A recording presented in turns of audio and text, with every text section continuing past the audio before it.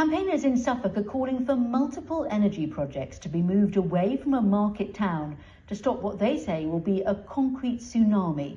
They say the plans for new wind farms, cabling, substations and other pieces of infrastructure will destroy the countryside and stop tourists wanting to visit.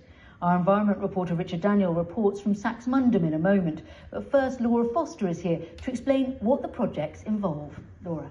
Thanks, Susie. So these projects are about supplying more green electricity to the UK. So let's start with the two wind farm proposals. You've got East Anglia 1 North and East Anglia 2. Now, this electricity would come onshore between Thorpeness and Aldborough, with underground cables bringing the power inland to a substation here at Friston. Another project called Lion Link would connect the UK to the Netherlands and a Dutch wind farm. Now, in this case, the cables would come ashore at either Southwold or Walberswick, running underground to a converter station at Saxmundham before heading to a substation, again at Friston. Then there's another project called Sea Link.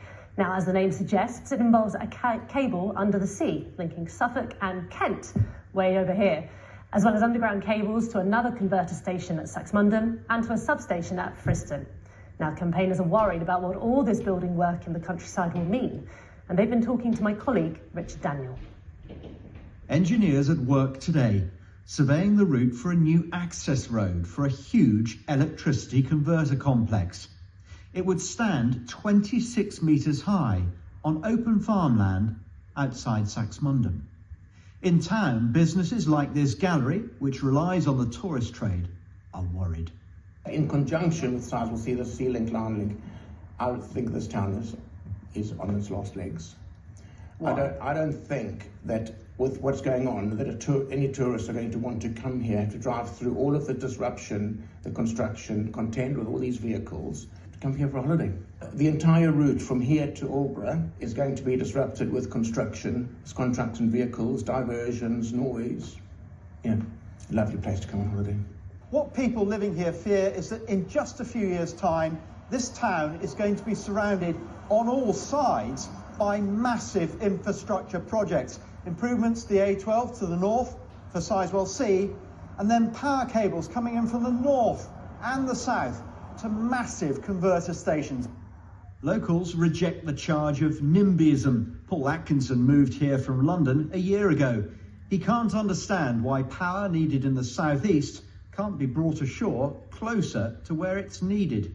It feels like they should be going to brownfield sites first, that are pre-industrialised already. It would make sense for them to go there, because then you would have less sort of vandalism of nature and the environment. Last week, National Grid announced that another subsea cable project called Nautilus, linking the UK to Belgium, will no longer come ashore in Suffolk. Instead, it's been moved to the Isle of Grain in Kent. We are hoping that Nautilus is a signal for the future about how they need to change their thinking on all of these projects. We're optimists, we're determined that Holland and Belgium can lead the way, and that we can now listen to them, learn from them, and say, at last, we're a North Sea powerhouse.